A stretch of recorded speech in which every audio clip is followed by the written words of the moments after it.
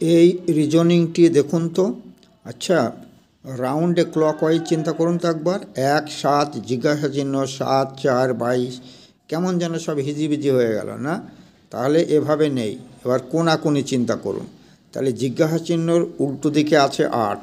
আচ্ছা, 1-এর উল্টো দিকে কত আছে? 4। তার মানে 1-কে 3 গুণ করে 1 যোগ করা আছে। 3-একে 3 আর 1-এ 4। তাহলে 7-এর উল্টো দিকে 22 আছে, মানে 7-কে 3 দিয়ে গুণ করলে 3 7 21 আর 1-এ 22।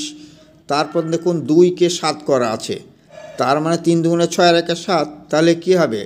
জিজ্ঞাসা চিহ্নের উল্টো দিকে তো 8 আছে, তাহলে 3 8-এ 24, 3 দিয়ে গুণ করুন, 1 যোগ করুন, 24 আর 1-এ 25, অতএব 25 উত্তর হবে, বি উত্তর। দেখুন হিন্টস আমার দেওয়া আছে। এই রিজনিংটি দেখুন, দুটো ওয়াই আকারের শেপ দেওয়া আছে, উপর লেখা আছে ভিসি, আর একটা লেখা আছে জেডএন। সেটা যদি এক্সাম হয় তাহলে এমএল জিএইচটা কী হবে? আচ্ছা দেখুন তো, ভিকে এখানে ই করা আছে কিনা। ভিকে এখানে ই করা আছে। ভিকে যদি ই করা থাকে তাহলে ভি এর পজিশন 22, তাহলে 27 থেকে 22 বাদ দিলে 5 হয়। এই দেখুন ই মানে 5, ঠিক আছে। আবার দেখা আছে জেডকে দেওয়া আছে কত? এই জেডকে দেওয়া আছে এই লাস্টের দুটো দেখুন এ দেওয়া আছে, তার মানে ঠিক জেড থেকে ঘুরে এসে আবার এ হয়েছে।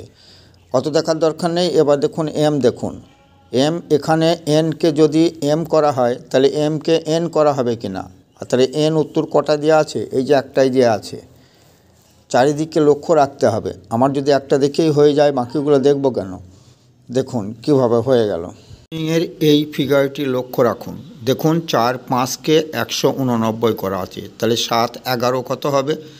দেখুন 4-এর কিউব 64, 5-এর কিউব 125, দুটো যোগ করলে 189 হয়। তেমনি 7-এর কিউব 343 হয়, আর 11 কিউব 1331 হয়, যোগ করলে 1674। অতএব কত উত্তর হবে? 1674, ডি উত্তর। কত উত্তর? ডি উত্তর।